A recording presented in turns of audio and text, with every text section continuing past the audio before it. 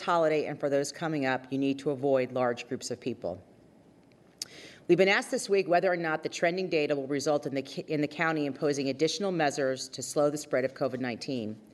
The governor recently asked that we consider expanding our restrictions and possibly impose civil penalties. At this time, the county and the city and the 6 towns have not agreed to implement anything beyond what is already in place. That can change, but for now, we will continue to follow the governor's Phase 3 plan. Next Tuesday is Election Day, and I want to remind everybody that Saturday is the last day for in-person early voting. So far, the process has been busy, but overall very smooth. I want to thank Elections Director Michael Dickerson, his staff, and all the poll workers for managing the largest early vote turnout in county history, with 331,697 votes already cast, and what is shaping up to be a record overall turnout. I announced to the Board of County Commissioners earlier this week that we have reached an agreement with the United House of Prayer on how they might be able to safely resume services and end the order of abatement of imminent hazard that Gibby imposed last weekend.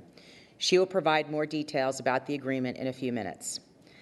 Finally, as I'm sure you've seen this summer, the Count on Me CLT campaign continues to raise awareness about how to stay safe. I'm pleased to announce that a new phase of the campaign is launching in the next few weeks. We'll show you a preview now.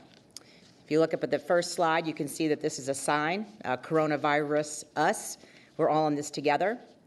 The next slide is an example of some of the street banners that you'll start to see go up.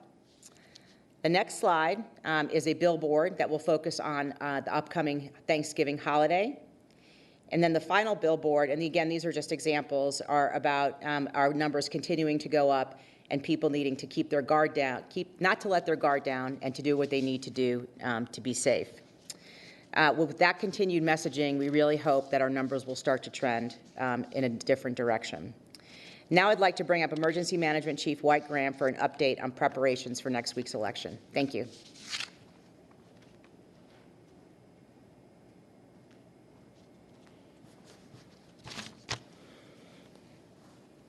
Good afternoon, everybody. On this beautiful Friday, unfortunately, we lost last night. A little bit rough there.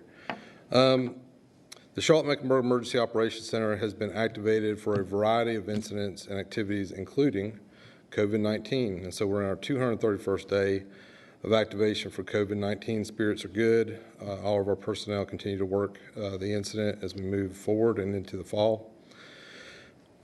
We're supporting Mecklenburg County Public Health. We continue to monitor the data in our community and encourage residents to continue to be diligent in their efforts to wear masks, socially distance, and wash their hands frequently in order to slow the spread of the virus. We've had a number of Emergency Operations Center exercises. The EOC activated earlier this week as part of our annual planned nuclear response exercise with partners from local, state, and federal levels, including South Carolina. Tropical Storm Zeta, responders reported to the EOC on Thursday morning at 6:30, October 29th, to monitor the effects of the tropical storm warning issues for Mecklenburg County. I believe there's still some folks without power today, but Duke Energy is working diligently on that. We had about 100 calls for downed trees throughout our community, and city and county departments worked through the day to mitigate any incidents related to the storm. On Election Day, on Tuesday, November 3rd, the EOC will be activated in support of Mecklenburg County Board of Elections. We continue to support personal protective equipment needs at early voting sites and Election Day voting sites. Please remain alert and safe over the holiday weekend. We encourage you to enjoy Halloween safely by following the COVID-19 guidelines from our awesome public health here in Mecklenburg County. Additionally, follow fire safety tips. So always remember, we work for the fire department. Follow fire safety tips, including using battery-operated candles and glow sticks, keeping decorations away from open flames, keeping exits to your home clear of combustible decorations. And if your child is in a costume, be aware of long trailing fabric and potential fire sources. We continue to support our food banks, including Loaves and Fishes, our food pantries, Second Harvest Food Bank, and CMS Distribution. They need volunteers. We encourage you to go to their websites and volunteer. Please do that. This is a critical component in supporting our community during the ongoing response to COVID-19. Please consider, and we already talked about volunteering, and also donations. They need donations as we get into the holiday season. Please do not forget our food banks and our food pantries. A lot is happening in our community, and it is critical for our residents to stay situationally aware, including staying tuned to the National Weather Service for weather updates and signing up for Charmeck alerts. And so we sent a Charmeck alert the night before Zeta because the storm itself for our county had been upgraded to a tropical storm warning. Information from my staff is that approximately 303,000 contacts in Mecklenburg County received that message from your emergency management office.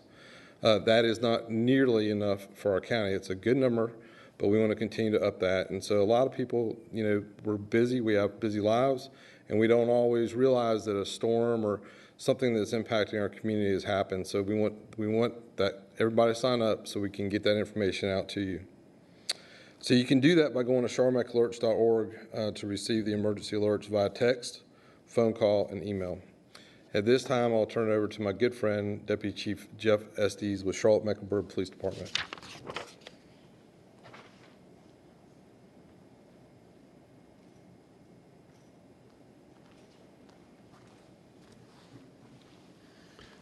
Good afternoon, everyone. Just a couple of quick points. As we all know, the holiday weekend that we're going to experience, Halloween, is one that we already generally give give tips about as far as safety concerns, which is if children are going to be out trick-or-treating, then ensure that their costumes they wear are ones that they can see out of. They have reflective gear on so that they can be seen. They have a flashlight with them, that they're accompanied by a parent. And this year, additionally, we have to make sure that they are being aware of the spread of COVID-19, which is to say that the parents either giving out the candy or chaperoning those kids who are getting candy has to make sure they don't dip their hands into a bucket of candy, and that the candy is packaged in individual packets. And I don't know if you toss or leave it on the step or what, but just trying to make sure that we do social distancing as we try to maintain a tradition of the holiday. Even though it is a holiday, CMPD will be out in full force. We won't be on a skeleton crew. We'll be out in full force. On the COVID end of things, as far as enforcement goes, we have seen a couple of businesses that the media has reported on. There's Nico's over on South Boulevard who was closed last night. We have already cited that business. We also know that there have been a letter sent, a warning letter sent to them as well, and we'll be monitoring that business and other businesses over the weekend. We continue to do the alcohol checks and have had good results otherwise. So that's all I have. I'd like to turn it over to Ms. Gibby Harris.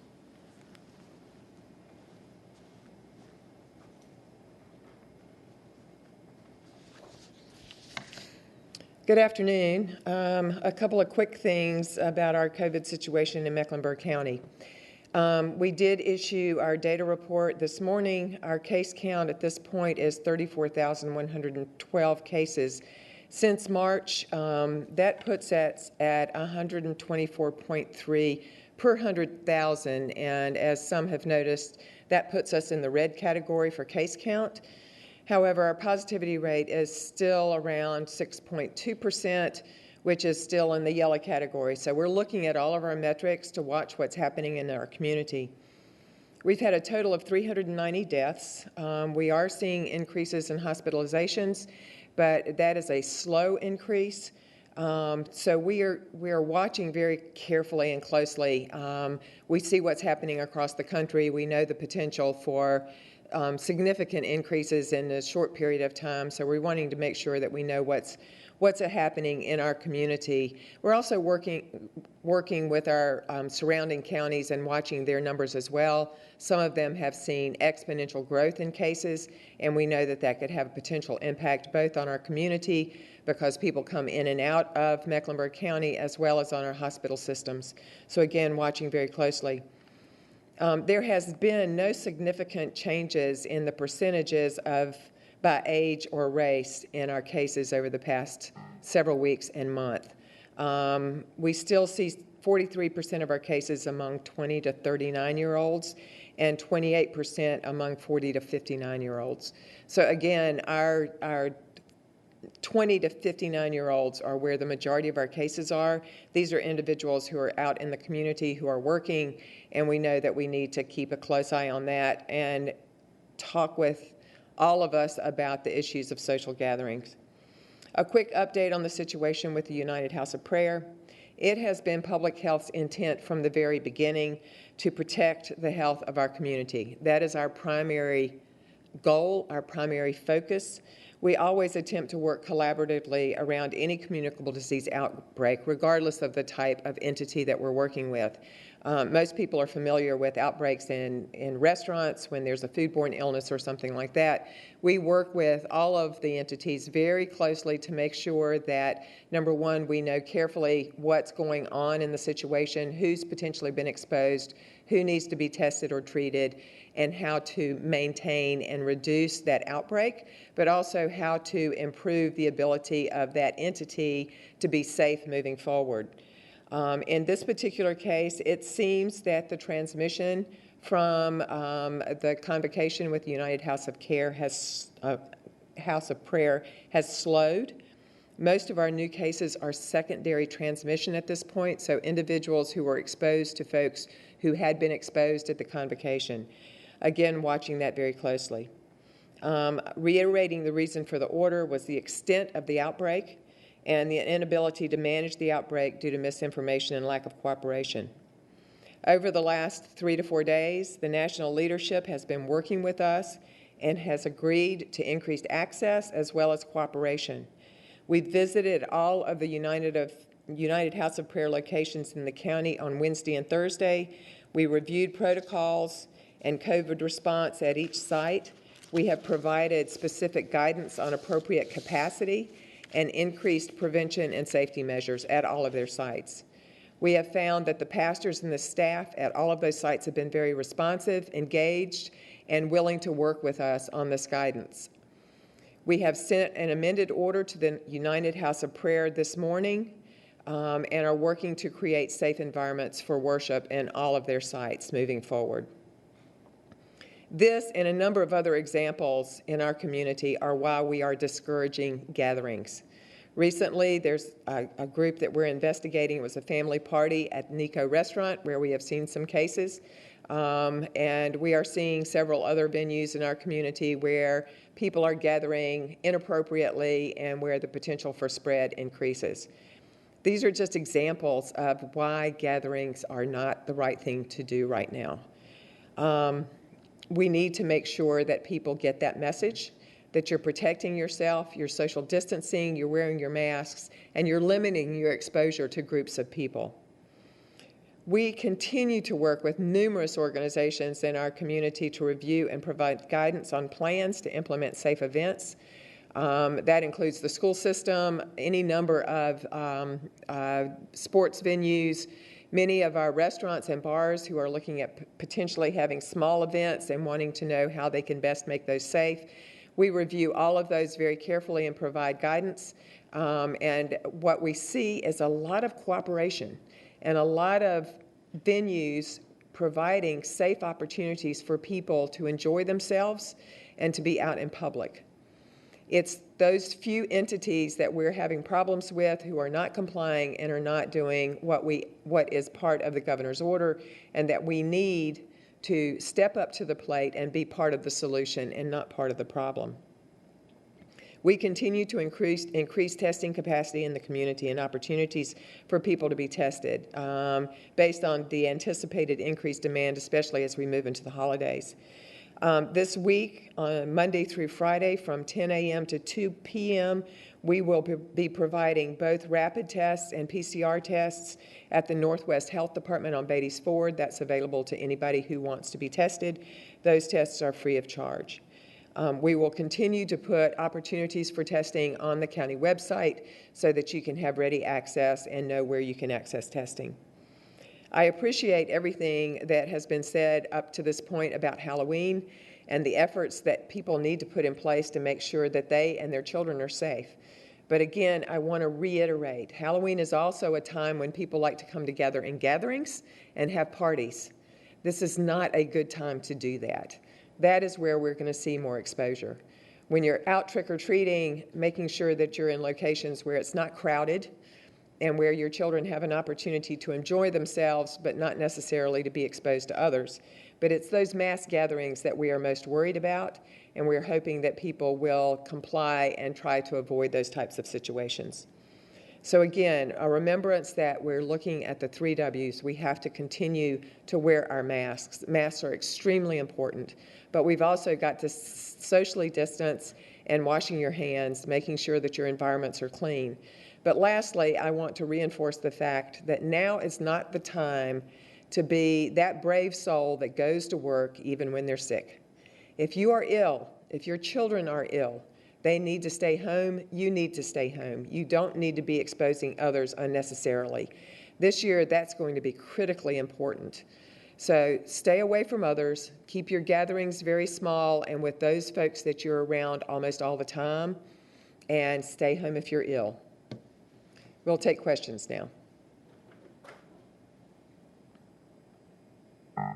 Hi, Gibby. This is Hannah Smith with The Observer. I just wanted to ask a clarification on the agreement with the United House of Prayer. It looks like under this agreement, will the main location on Beatty's Ford be able to reopen immediately with that limit in capacity? An earlier email from Dina had said that church leaders had agreed to continue closing that location until November 5th.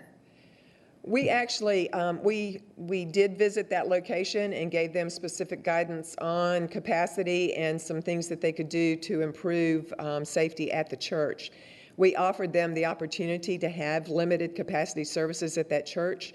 The last we've heard from the United House of Prayer is that they will continue to keep that particular facility closed through the 5th. That is their choice. We did offer them the opportunity to open that as well as the other venues with limited capacity.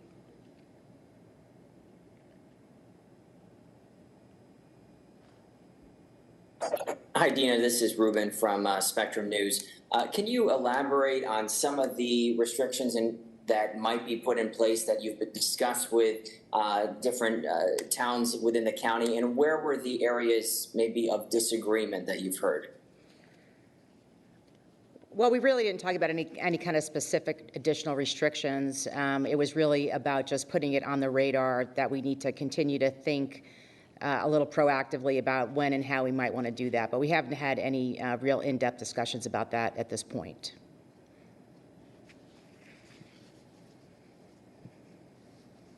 Next question. Gibby, it's Allison Kuznick from the Charlotte Observer. Now that we are seeing some of our metrics hit that red and yellow zone, could you talk about thresholds for when we should start to be worried and what clamping down would look like? What would be some of those first activities that could shut down? And when do you expect from this data you're looking at that our hospitalizations could hit their peak strain? So at this point in time, our hospitals remain in good shape. They have capacity both with regular beds as well as their intensive care beds. We have good capacity when it comes to ventilators. So at this point in time, again, we're watching carefully. We do know that some of the smaller hospitals in surrounding counties have had some challenges meeting the need, and we do know that our hospitals are a destination sometimes when those hospitals cannot meet the need in their communities. So again, it's just one of those things that we're going to have to watch very carefully. We look at those numbers every day with our hospitals and are looking for their feedback. I just want to reiterate too that our hospitals developed plans back in the spring and into the summer to address the need for surge and have that capacity within their systems still to meet that surge if that should happen. They've been looking at how to increase staffing capacity as well if it were needed. So at this point in time, we feel like our hospitals are in good shape. Our numbers continue to trend up. They are not trending up rapidly, knock on wood. That has been a good sign for us. We do believe our community continues to do the things that it needs to do, that we've asked them to do, that we know works to slow the spread of this infection. Unfortunately, we have a few situations where that has not happened, but I'd have to say across the board, the majority of the time we are seeing great compliance. And I think that's helped us keep our numbers down. So we're very appreciative that our community's responded in the way it has. And I just want to reiterate as well that this virus knows no bounds. It's not specific to any one religion. It's not specific to any one political group. It really doesn't care. All it's looking for is a host. And we need to make sure that what we stay focused on is our ability as a community to be as humane as we can and to make sure that we are protecting each other and ourselves as we move forward with this. We know this is likely to be a difficult winter. We just don't know when, we don't know how much, and we just have to watch the numbers to continue to figure that out. Hey, Gibby, this is Derek Dellinger with Fox 46, and I have a question real quick. It's more of a numbers question for the United House of Prayer. We know it's 181 cases as of today, and we know that there were a bunch of people that were there from outside the county, outside the state. To be clear here, are those numbers the numbers of people in Mecklenburg County, or is that the total number of people that were out there during that time that have tested positive from pretty much all over? So what we know is that 172 of those cases are Mecklenburg County residents. The others in that 181 are in surrounding counties. We do not track the numbers in other states and other farther jurisdictions. That's the work that's done of the health departments in those areas. So 172 of the 181 are Mecklenburg residents. Hi, Gibby, it's Brett Jensen. Got a couple quick questions for you. One, in terms of the Mecklenburg County residents that you just mentioned, how many of those were actually, do you know how many were in congregate living centers?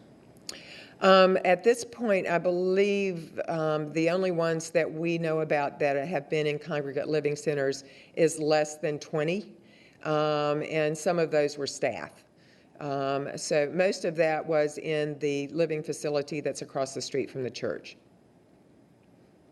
Gotcha, and thanks. And the other one is about, to piggyback off of what Allison asked you earlier, in terms of, the hospital capacities, when you say they can expand, that means they can almost expand immediately to add another 50% beds without having to stop elective surgeries and stuff like that, correct? So if that's the case, then it would, are we like way down the road from that having to be even implied?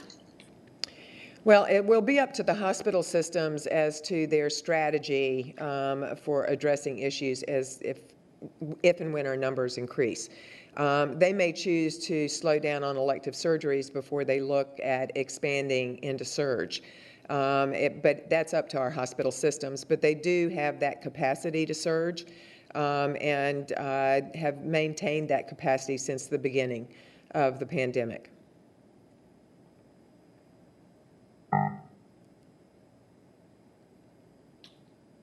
Hi, this is Mike with Channel 9. I have a question. I guess it's for Dina, and I'll have a quick follow-up.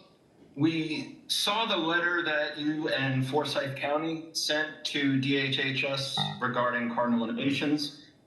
Several counties locally have stopped doing business with Cardinal, and is this something Mecklenburg is considering? So we are evaluating all of our options at this point in time, and we will be bringing some information to the Board of County Commissioners on Wednesday night for consideration. But we share the same concerns as the other two counties that have voted to disengage. That's Union and Cabarrus. And we believe there are other counties in the catchment area that also have similar concerns. So we are very focused on this issue. We've had conversations with Secretary Cohn about this as well. It's on her radar. So we feel good that we've gotten our concerns to the right place, but we are continuing to evaluate our options.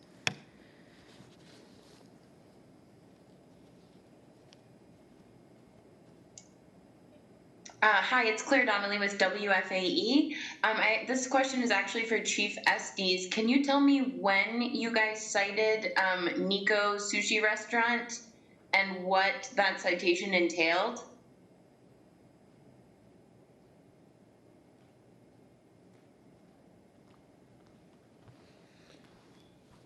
Yeah, thank you for the question. I think it was either Friday or Saturday night. It was in violation of the governor's orders for the not adhering to the governor's orders. Quick follow-up. So did you guys order them to close? You said that they're closed as of last night? Yeah, no, we issued them a citation. We didn't close them down, and they closed last night of their own volition, as far as we know. Perhaps they took the message and are reorganizing themselves to try to open in a more responsible manner. We don't know, but when they do open, we'll be there. Hey, Gibby, it's Ruben from Spectrum again. Just since we're talking about Nico's, I believe I heard you say earlier there were some cases traced back to there. Can you clarify that? How many cases you've been able to confirm through Nico's? What we know is that there was a family party there. They had a separate room, and I think this occurred before the initial video that was sent out. It was like the night before, but it was a very busy night, what we understand. And it was a family gathering, and there have been at least 4 cases from that gathering. Gibby, CMS is having a press conference later today just about kids getting back to school next week, at least partially. In terms of that, I know the numbers are slowly rising. They're not spiking by any stretch of the imagination. But how closely have you been in contact with CMS about how things have been rising, even at a very slow rate? We're working very closely with CMS, myself and my staff. We have conversations with them almost every day. We have had the benefit of the slow opening that they've done with first the Exceptional Children's Program and then pre-K, where we've had the opportunity to test out processes and refine the way we address issues. If we find someone who may be ill in the school, how we manage that, how they communicate with us, all of those sorts of things. We've been working through that over the last month. As our numbers slowly climb, I've been very clear that one metric in and of itself does not give us the full picture of what's going on in our community. So it's important for us to look at all the metrics together. And based on those metrics at this point, we believe that the school system should move forward as they are planning to on Monday with K through 5. We know that that age group, 10 and under, is less likely to spread virus based on the research that's been done at this point and based on what we're seeing in other school systems in terms of small numbers. But the other thing I want to reiterate while I have the chance for parents, teachers, everyone, is we can do great things in the school setting where children are wearing masks, they're social distancing, teachers and staff are doing the same thing. But if you leave the school system, go out, and then take off your mask and go to gatherings and that sort of thing, and then come back into the school, it defeats the purpose. People have to be consistent in their behavior. So we're asking that they do that. We are looking forward to the kids getting back to school next week. And we'll be working closely with the school system through the week to make sure it happens smoothly. Miss Allison again from The Observer. Could you talk about the new zip code map that the county released today? What does that tell you about how the virus is spreading and which areas might be disproportionately impacted? And how does that inform any other decisions for testing and mobile testing units? Yes, we're starting to look at, we're at a place now where we can parse the data a little bit differently that can help us understand what's happening in the community. I want to reiterate the fact that we've got community spread here in Mecklenburg County. So just because one zip code might have a higher case count than another does not mean that the other is less likely to be exposed to COVID. Because people are in and out of those zip codes all day long. So I want to make sure that people understand that. But what those maps do help us do is figure out where we might need to do some additional testing, where we can locate that, where we can do some additional education, and whether there are particular populations in that area that are more at risk that we need to work with and make sure that we're communicating with in a different way. So it just gives us another layer of information that can help us fine-tune the work that we're doing. Hey, Gibby, this is Derek Dellinger again with Fox 46. I would imagine, especially at the beginning of the pandemic, there were a lot of things that were closed, and especially for churches, most of them were doing this voluntarily, even though they had been basically, there were these limits on mass gatherings.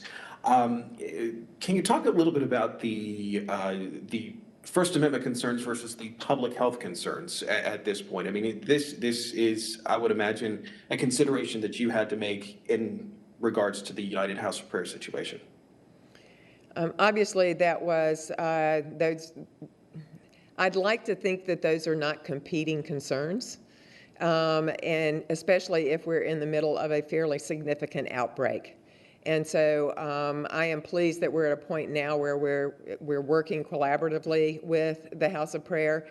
But I will also say that I want to recognize the work that other faith communities have done in Mecklenburg County to make sure that they're providing safe environments for worship. Our faith leaders are listened to in our community and are important voices around the need to protect each other and safeguard each other. But we also understand the importance of spiritual support right now. This is a difficult time for everybody, and many people depend on their faith for that kind of support. So we want to be able to provide those safe environments for worship in our community, and are just really pleased that the House of Worship is working collaboratively with us now. Last question.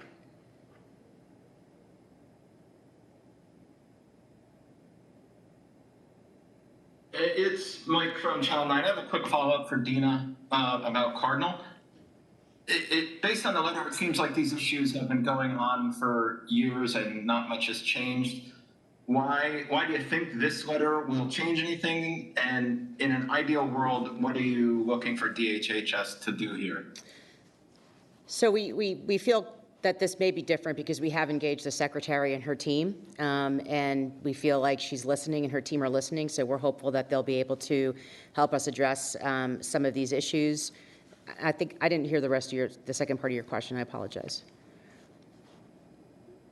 Just basically, in an ideal world, what are you hoping for as an outcome with DHHS involved now? Well, we would like them to, get Cardinal to do what their contract requires them to do, which is to make sure that we have an adequate network of placement opportunities for kids in our community who need them, that they do timely assessments of kids and adults. Quite frankly, we have adult wards that are also in need of services, and to make sure that they're placed in the appropriate level of care. You're right; these issues have been going on for a very long time. For a long time, let me just leave it at that. And so, it's come to a point where it's almost a crescendo now where not just Mecklenburg and Forsyth, but other counties have said, we've tried and tried and tried, but we're not really making the progress that we think we should be making after all the effort that we've put in. So we're hopeful that the secretary and her team will be able to get Cardinal to do what they need to do to be able to provide the level of services that we're all entitled to. Thanks, everybody. Have a great weekend.